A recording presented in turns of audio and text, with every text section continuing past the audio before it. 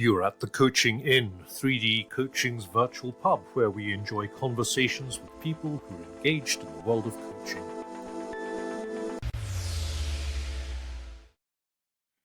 Hello and welcome to this week's edition of the Coaching Inn. This week is an open table. My name's Claire Pedrick, I'm your host, and today I'm delighted to be in the good company of Naomi Ward and Fenella Trevillion. Hello Naomi and Fenella. Hi Claire. Naomi, this was your brilliant idea. Tell us about your brilliant idea. Well, it arose from something that you shared, which was within group settings. And I work a lot in group settings, mostly with groups. And it was a statement, an acknowledgement that you use at 3D coaching to acknowledge the difference in the room, maybe the land that the work is taking place on, ancestry, what's come before, and the different people and levels of oppression and power within that room. And I remember you had noticed that in reading that, there were a couple of people that you felt needed to hear it, like something settled in the room. And I was really curious about that. And I just asked the question, what does that look like in a one-to-one space? Like, how might that acknowledgement, that of all those dynamics, all of those systems that are in play, that are in the space, be useful? How would we offer that?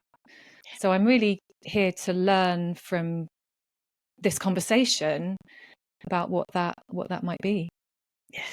And as you say that, of course, I remember the moment that happened in the group when I said that and somebody suddenly changed their whole posture and view, because my sense was that they felt seen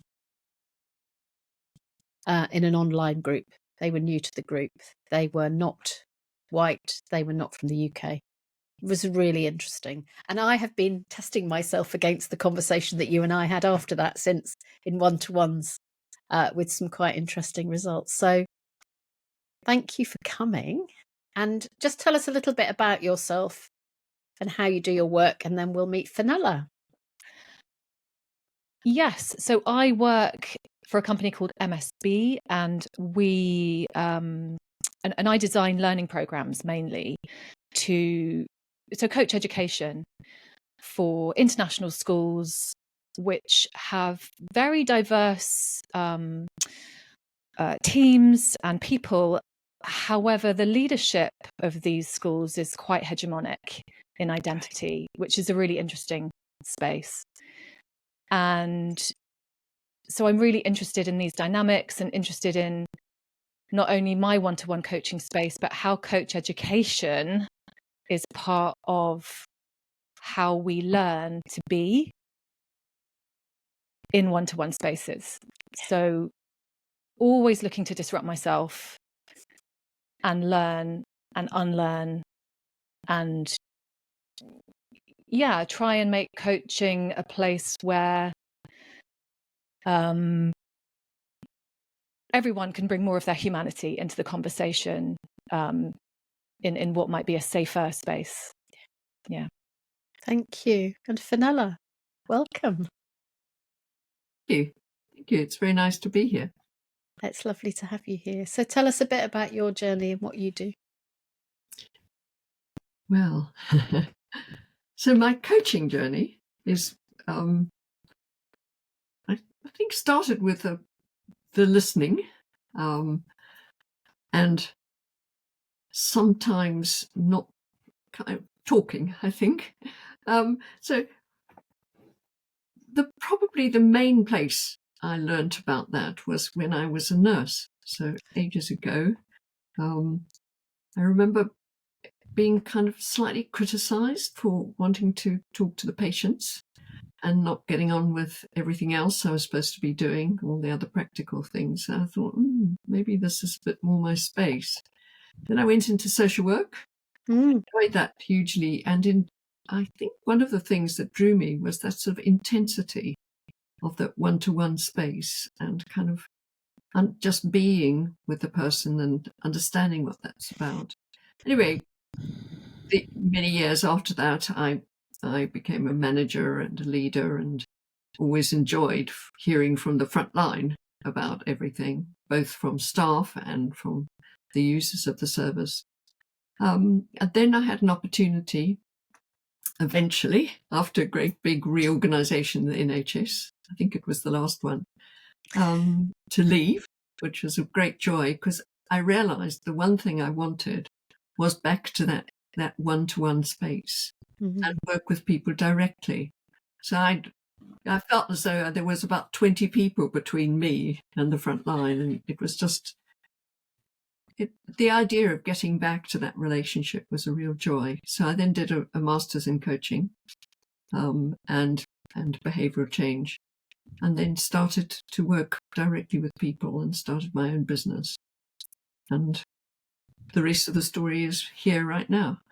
Yeah, absolutely. How fascinating. And you've written a paper Yes. about inclusion and coaching, which I've really enjoyed reading. Oh, good. So thank you. I'll pop a link. I'm sure we'll talk about it, and I'll pop a link in the show notes so that people can read it for themselves.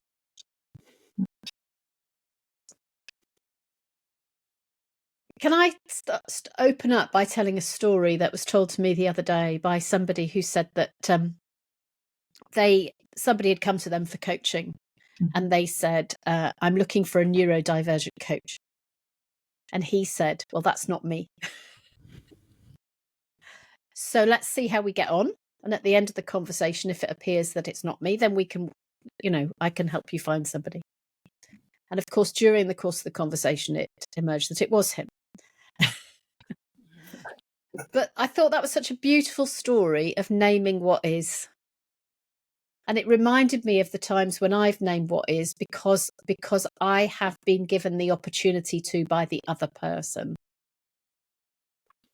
And how when the other person gives us the opportunity, we've actually got a really, it's not that difficult to open up this difference thing. But then there's a question about how do we open it up ourselves when the other person hasn't started? The who leads first question. So I'm really curious. You said, Naomi, that your places are quite hegemonic. What do you notice and what do you offer? So, the spaces that I coach in tend to be, white Western leaders. And it's something I want to learn about and be more. I mean, it's such a good question, and you can tell that I don't have an answer because, we learn that coaching is about the contract, and it's about the agreement, and it's about the work you've agreed to do. And, I also know that we're all different, no matter what. So whatever the visible difference is, a way that I try to invite that is, first of all, offering something of myself, that first move to say. So I might say, I've sort of started to use language like I'm racialized as white, so I'm aware of my whiteness and how that might contribute to my worldview. I might say I'm a mother. I might say, I only speak one language. All these things that are going to influence how we work. I might say I'm quite an introvert. I reflect. I need time to reflect. So all of these offers we make ourselves maybe would open up a channel of connection that makes the other person, even if it's not in that moment, later on in the coaching relationship, to open up more if they choose. Yeah. And you talked about visible differences, and of course there are also invisible differences, aren't there? I'm curious to find out, Fenella, you've been on quite the journey. Yes, I have. Yeah. Which bit are you interested in? I'm really interested in the journey, if you're willing to share that, and how that's changed your practice. Yes. Yes, it has significantly. And of course, with any journey, particularly a life journey, it's not a linear one. And often when we look back, we suddenly saw we were journeying way back when. So I come from South Africa, and I grew up in apartheid South Africa, which is significant. It's a different place from South Africa now. Mm.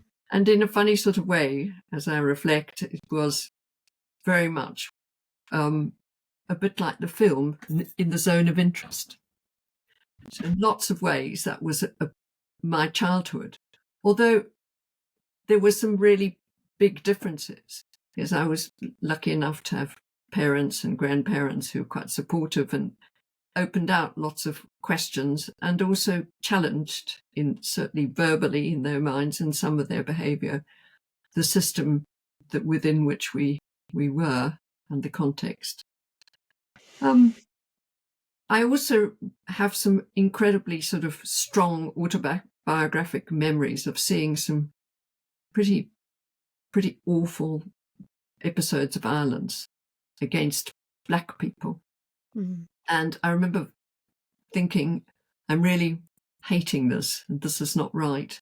And even some very subtle things that happened. And I remember the discomfort when I was 9 years old and walked into a kind of corner shop, and there must have been 20 Black people in there, and quite suddenly the space was opened up for me to be seen and served directly.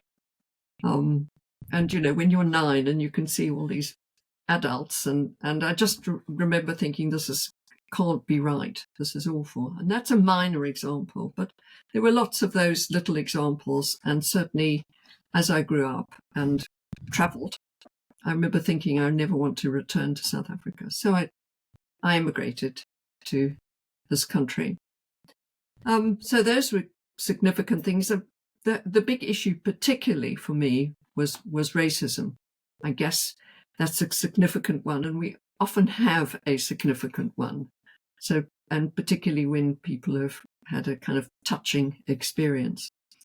But as I said, that was a big issue for me, but it came and it went. And I realized one of the main reasons is, talking about race is an incredibly awkward thing. People don't, particularly white people don't like talking about it.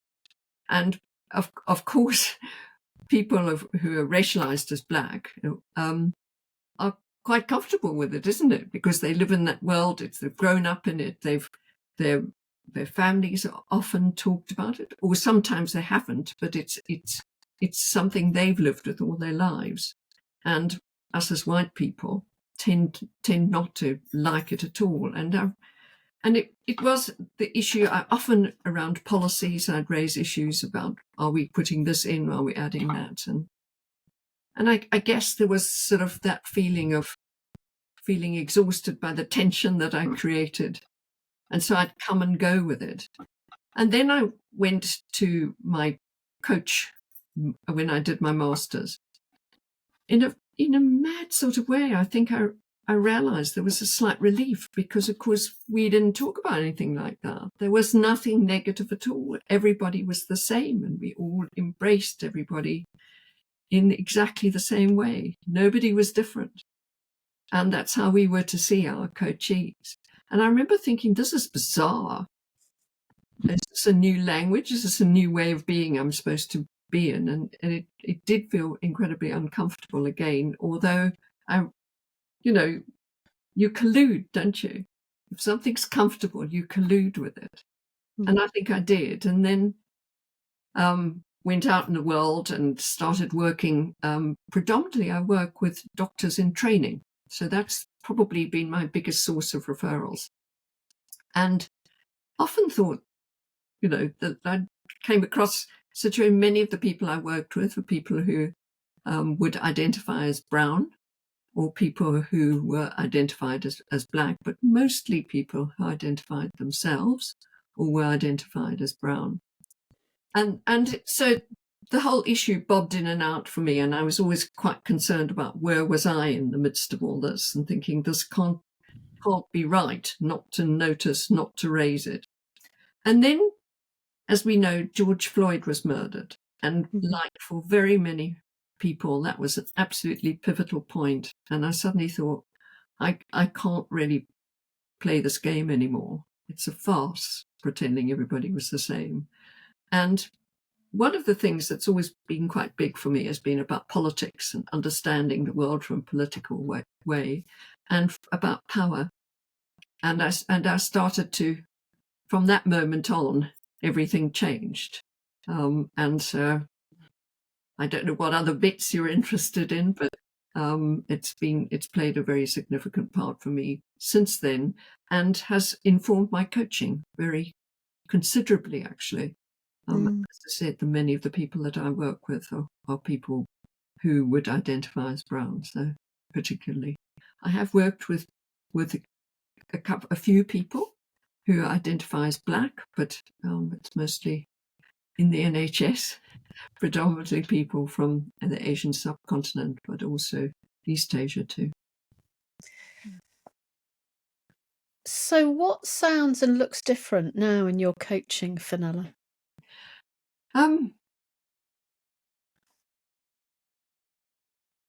Well, I think we call it an issue of difference, which I have experienced. All the words in this domain, as we know, are clunky, uncomfortable, and it doesn't, different from what? And of course, it's different from being white, isn't it?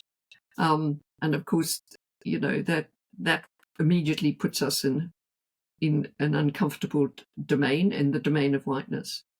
But what is different is that the first thing is I'm interested in inevitably the referral, the person's issue, what's going on for them. I usually look at their name and see if that tells me anything. I look and see how they've identified. Often they haven't, but they are asked to identify their race and ethnicity. So I might do a bit of homework before I even have any contact with them. Well, not might, definitely do homework before I have contact with the person. So that's very different. Just that. And like for anybody, it's about who's going to be appearing in the room. How can I just at least think about where they're coming from? And then, of course, I like most coaches have that initial session, the kind of so-called chemistry session. And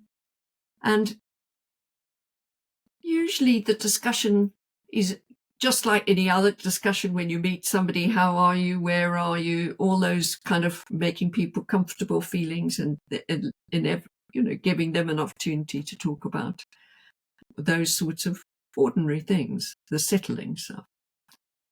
One of the very first things I do is then talk about the psychological contract. And with that, I bring in the issue of, let's talk about us as two different people. And as you'll notice, and I'm a person who's likely to be, as you can see from us, I'm inevitably much older than you are. And so let's just notice that. I'm noticing other possible differences. I invariably start myself. I say I'm racialized as white. And I'm just wondering how you see that. And I'm wondering about how we can traverse our differences. And usually, if there is an opportunity, make it quite clear that the differences are to be celebrated and enjoyed. And how can we use that in the work that we're doing? I'm very interested often at people's reaction, and I've had hugely positive responses to it, actually. One of the other things I do is give people my website. So the place where I get my referrals from many of the people there don't have their own websites. We are all employed by the NHS. But I say, look, this is my own website. If you want to look at something, look at me, find out a bit more about me, do. And quite often they have, and quite often they say, gosh, I was really pleased to see you and what your values are and how you work. So I feel quite excited about this. So it's quite often quite a positive place that it starts from. And I love what a demonstration that is, Fenella, of Timothy Clark's first mover obligation to be vulnerable. Because you said, I start with me, I say I'm racialized as white, which is starting with the difference that is you, rather than the difference that is the other. That's beautiful. Naomi, I could see you processing there. I'd rather just listen to Fenella, to be honest, but I think as she was talking, I was just recognizing again the importance of being clear enough on our own stance and philosophy and the evolution of that. Certainly when I trained 8 or 9 years ago, the training is, we've got those sacred cows, haven't we, of coaching that are kind of non-negotiable in this space. You talk about collusion, and I certainly inhaled all of it. And then I really encourage people to read Fenella's paper, because there are these moments of pivot that I recognized as I read it, which was like, things changed here, things changed here, things changed here. So in our maturity as coaches, or not necessarily at the beginning of your coach education, because we're all human for a long time before we're coaches. What is changing for me? Who am I now? What is my philosophy? What is my purpose? Therefore, what is my practice? And how can I communicate that, which is an ethical responsibility for us as coaches to be clear in who we are and what we offer. And then hopefully, as Fenella said, people will come and feel safe enough that this is a space that might be an alternative to other learning, personal development spaces that feel exclusive. So I think doing that work on who we are, what we stand for in the world, and it is political, is important work to do. Yeah. And we are all different. There is always going to be difference between us and the people that we're working with. I worked with somebody recently, and I asked them, they'd worked with someone before, and I said, tell me about the person you worked with before. And they said they were not white, they were not female, and they were not British. They described it in a different way, but I'm keeping it safe here. And I'm sitting there as a white British woman thinking, oh, heck. But actually, the only thing to do is to respond to that, right? So I just went, and I'm a white British woman. And the person said to me, that's all I needed to hear. That I was willing to outwardly express that we were different. And the work is going really brilliantly because we are different. And I'm different from anyone they've worked with before. And therefore that needs to be acknowledged, right? Because otherwise we're pretending we're the same, and we're not. I've been writing this morning about about difference in the neurodivergent, neurotypical, or whatever you wish to call it, space. And again, it's difference is different, and it's the same, and it's different. Yeah, I was, and I think there's this sense that we are unknowable at the end of the day. And I was, this is really staying with me. This a teacher was asked what her pedagogical aspirations were as a teacher, and she said, "What if we joined our wildernesses together?" So this idea that our body, our life, our history might be a wilderness, unexplored territory, but that yours and mine might meet in this space. And maybe the work we do in coaching is to include more and more of that in our awareness as an individual and as a partnership. And this kind of goes to, and tell me if I'm going off on a tangent here, but these sacred cows that we have to get from A to B in coaching, there has to be an action. I'm not so sure. What if it is just this exploration of wilderness, lifting up rocks, having a look, and deciding what we want to include. And you say something, Claire, which I carry with me, which is people are longing to be perceived, not transformed. And with that comes spontaneous movement, I've always found.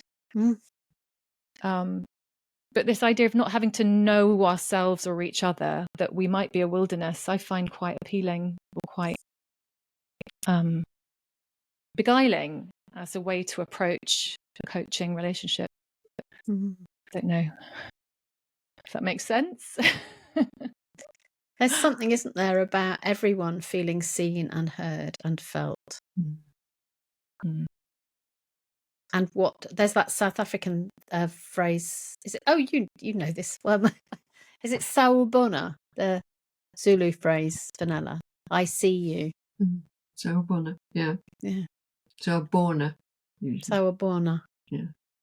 Thank you. But one of the things that's playing around in my mind is something about I see you in the way you want to be seen. I mean, I think that's a very crucial thing, because with the seeing comes a number of layers, and often that brings in the whole issue of the relationship and the power within that relationship, and also about enabling somebody's agency too. So through the seeing and kind of the things that are important to them coming forward too, and giving them their agency in that space.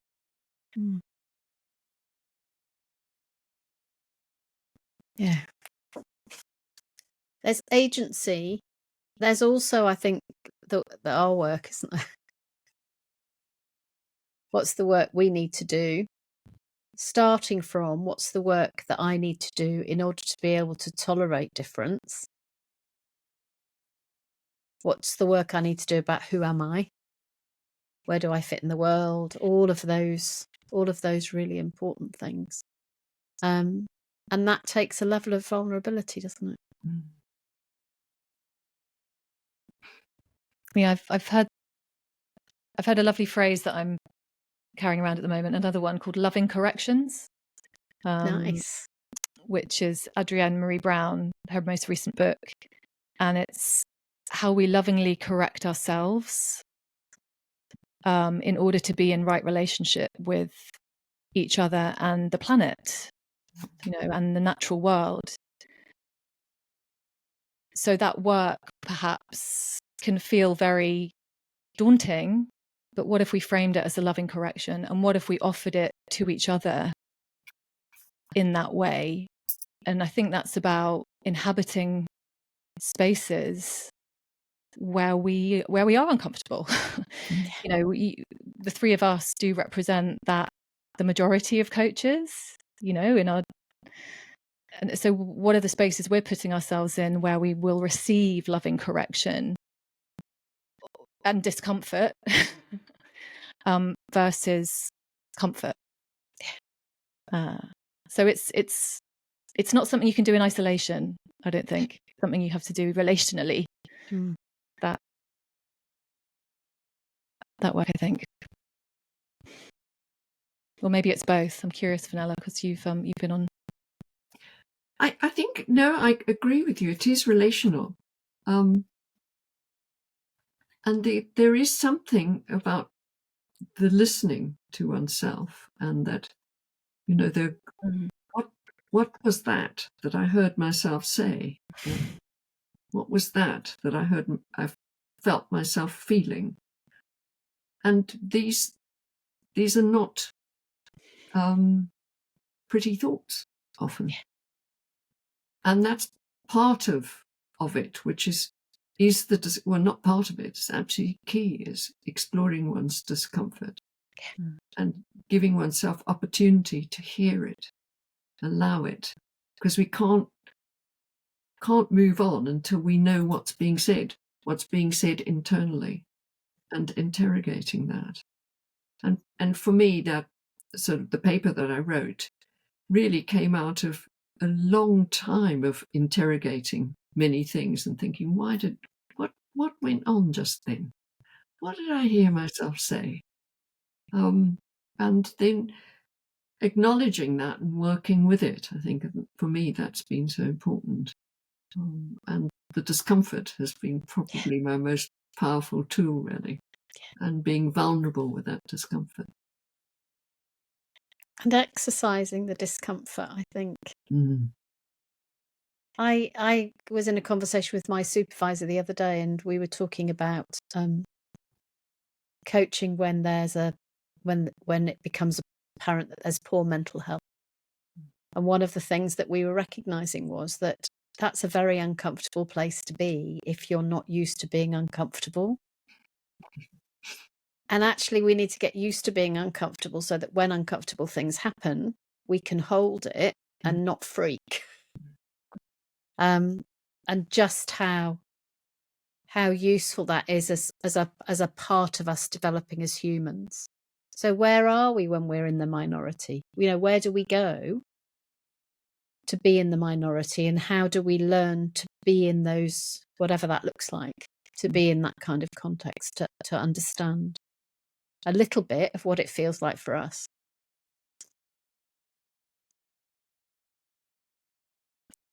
Yeah, and just thinking about coach education as well. I just finished a long program today with a group of teachers, and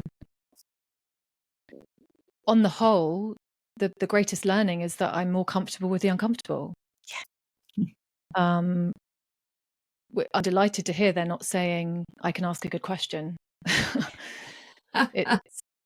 It's just like I am a bit more comfortable with being uncomfortable, and I think that is something that coaching can really serve in us and expand in us, both in our practice as coaches and what we offer the people we with, because we don't grow in comfort, do we? And I think that's so interesting from Fenella, and sitting with that of when we do feel that embodied experience, usually there's data there, and it's slowing down enough to go, interesting, what's the data here, what's going on, and how can I something that I found very useful is just making that object, like not thinking that is me, that's just a part of me that's freaking out in this moment. So what's going on? How can I speak to it? How can I settle it? How can I get in dialogue with it? So that I'm then in touch with more of my humanity, rather than just going, oh no, be quiet, I'm ashamed of that part of me. Loving correction, right? I can look at that part of me and go, no,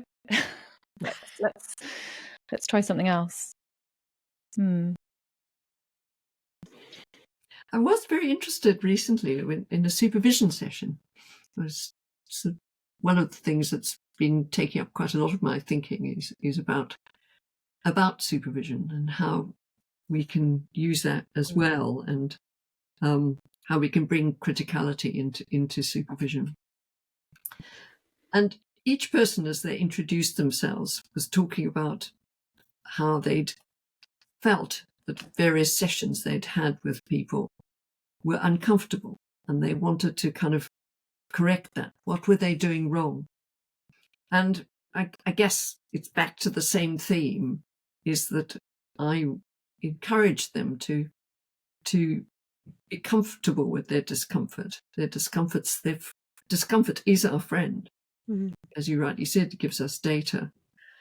So I was quite pleased at the very end that there was a consistent agreement that that's one of their biggest bits of learning. And the thing that I was left feeling curious about is, surely that's got to be one of the major nubs of of coaching? How is it that we have coaches are being produced to think that unless it feels really comfortable and friendly and full of compassion and joy, then it's wrong, or it's not good coaching? So anyway, just hold that question there. Yes, and isn't it funny, because the assumption that if I feel comfortable, they feel comfortable, which of course is so not true. I'm sitting, Fenella, with what you said about the 9-year-old you and all those teachers around you, all those lovely people who opened up the space for you to go in, all of whom individually have been part of your journey of learning about this. And it's often, isn't it, in those uncomfortable places where we do our best learning, even though it's really hard. And for a 9-year-old you know, that's a difficult lesson to learn. And I wonder what we can do to harness our teachers who might be in the present, who might be in the past. I can remember when I was a teacher in Kenya and given an enormous amount of white privilege, even though I was in the minority by some considerable distance, 2 white people in 2,000 kilometres or something, 200, but I mean a lot of space.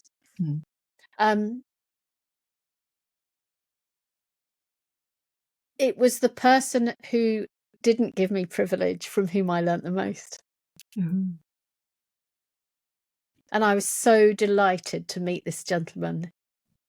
He'd been a Mau Mau fighter in the War of Independence in the 1960s and hadn't seen a white person since. And he was related to one of my students who said, let's go and see him.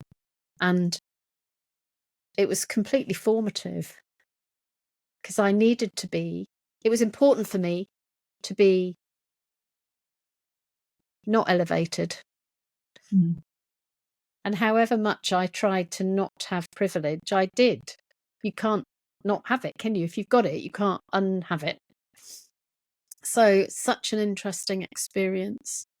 And the people in your shop, Naomi, you'll have the people, everyone listening will have all kinds of people who we can remember as being teachers for us.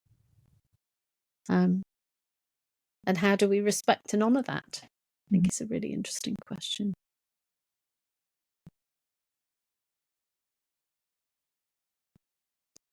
So I'm going to put your paper in the show notes, Fenella.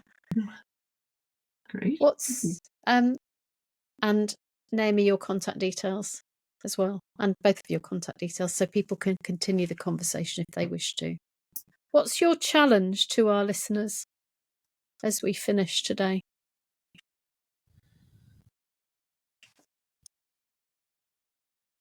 Gosh. Well, what I keep coming back to this idea of tracking your evolution and your moments of insight lifelong. Can you express that in a way that feels authentic and courageous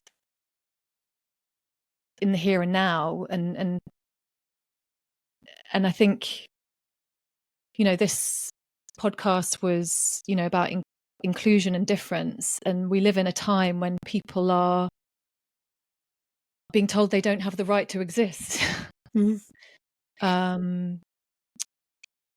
Which is deeply painful, agonizing for so many people on the planet. So kind of what is your role, and what is coaching's role in this moment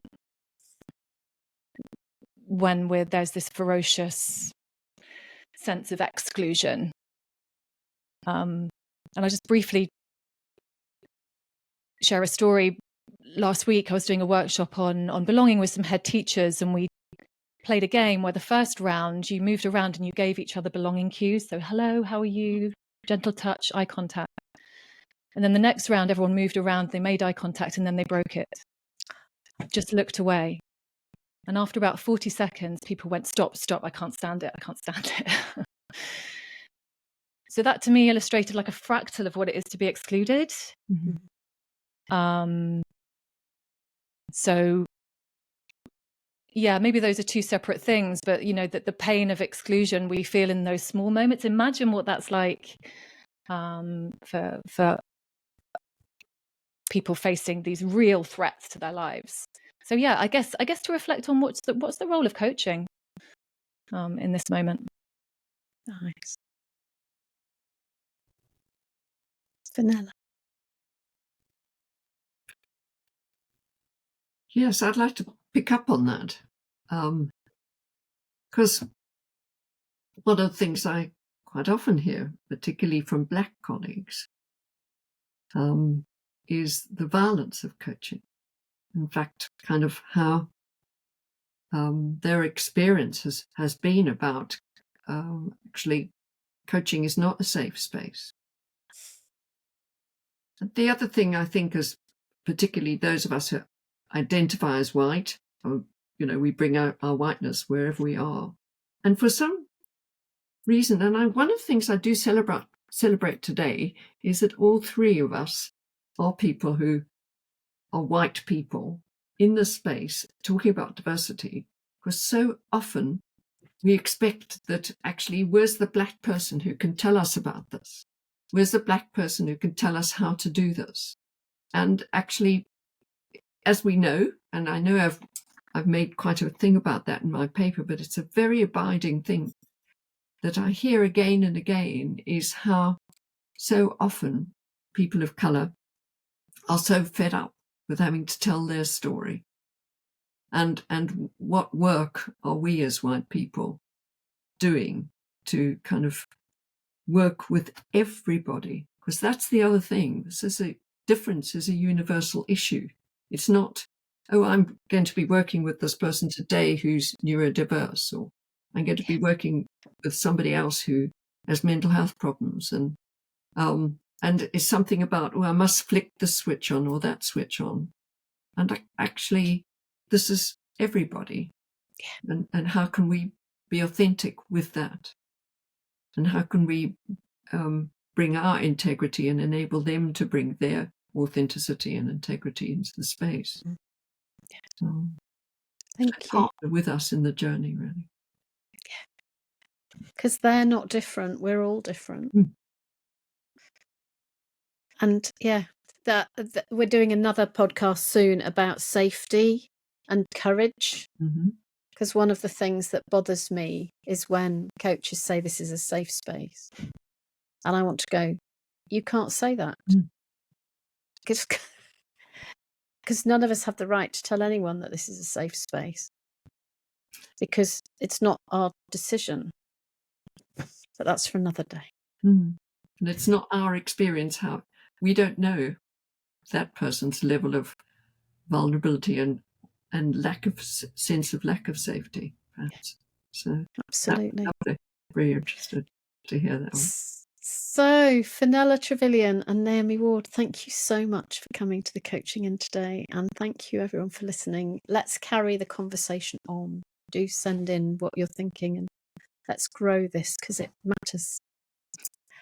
So have a good day, and we'll be back next week with another episode. Bye-bye.